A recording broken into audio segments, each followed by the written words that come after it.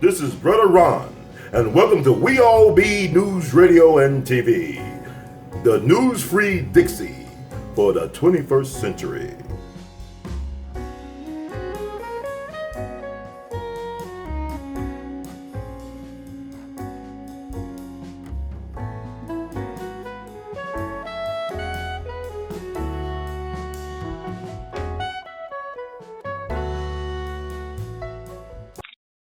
I gotta ask you this, because you brought up a good point. Like, I gotta get your take on the Suge Knight thing. They say he plea bargained for 28 years in prison without a trial. Well, you know what his problem was? What was that? Too many serious prior convictions he was out on parole for. Okay. So that bail was ridiculous. Let's say $25 million at one point for bail. Well, yeah, he can put up a lot of money, so they wanted to make sure if he put it up, he wasn't willing to drop it. I've encountered him. Okay. And I will recount my encounter. Yes, sir. There was a brother that was a great chef out in L.A. He cooked for the Clinton White House a lot.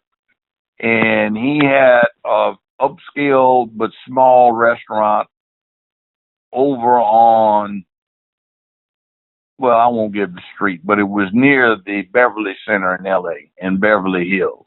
Mm-hmm. Okay, or just outside Beverly Hills in West L.A. And I used to patronize the place a lot. And Suge Knight came in there one day acting a complete damn fool. Mm. And the chef is a big brother. I mean, he's a big brother. Mm-hmm. And there was no cause for what Knight was doing up in there. I won't get into it, but there was no call for that. Mm-hmm. And homeboy had to literally throw him out physically. Wow. He was threatening to do everybody in the place and all this other nonsense. And it's like, oh.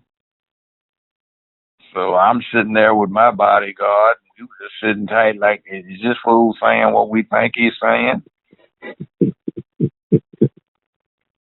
You know?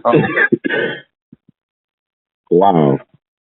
But anyway, I won't go into it, but he needs to, he's got too much of that girl shit in him, but he can't control his emotions. Mm. You know, I don't care how much money you got.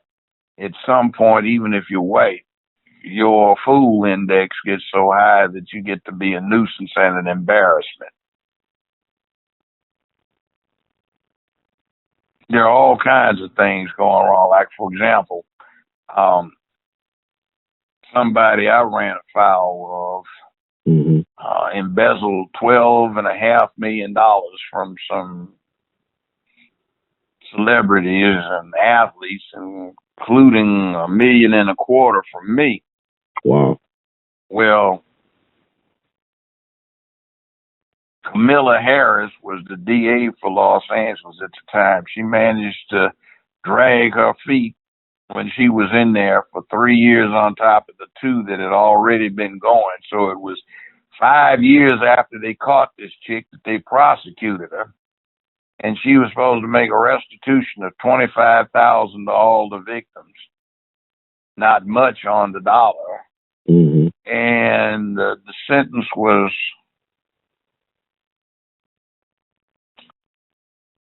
what shall we say? She got 5 years with 4.5 years suspended to do 6 months. So she sat on a bench outside of the women's jail known as Sybil Brand for 8.5 hours. They told her to go home, and that was the service of her sentence for embezzling $12.5 million. Wow. Well, she hooked up with Suge Knight, and Suge, one of his girlfriends. And she had a little racket she was running to cover up her embezzlements. And what she was doing was deliberately planting stuff around people's houses and causing scenes so the client she had that she was embezzling would run into problems with his wife, and she would file for divorce, and in the confusion, all of her wrongdoing would be covered up. So she had a situation that was really crazy. There was a football player that had a big restaurant, upscale restaurant. He wound up selling it, fortunately, for a lot of money before some problems caused it to go down.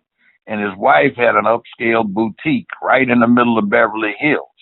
Mm-hmm. So she winds up causing this big mess and allegedly induces the wife to go sleep with somebody to get revenge against her husband, who she was misled into believing was being unfaithful to her. And then what happens is one of Suge Knight's girlfriends finds out about this intrusion because the character she's going to do it with is Suge Knight. He happened to be out. So somehow or another, her boutique got machine gunned one evening in Beverly Hills. Wow. So, I mean, it was some real gangster stuff going on. But, you know, I'm not feeling for him. So the stuff that I'm even looking at weighs in on, like he killed the guy Terry Carter, right? He ran him over and ran over the other guy, Clay Bone Sloan. But Clay admitted that they attacked him first, so it would have been self-defense, but because he Suge Knight and with all that baggage, they were going to throw the book at him. No, it is not self-defense if the attack stops. Okay. That becomes vengeance. But you don't think he was in fear of his life, though? You don't hear that big truck? No, the way that went down is they did it, but then he came back on them. Okay. If you stand in there, that's one thing. If you leave and come back, that's another. He actually came back and tried to, get revenge. You're saying like he didn't, that wasn't. Yeah, that's what the theory was. So, but you seen the video though, the tape, whatever they have available? Have you watched the tape? No, I haven't.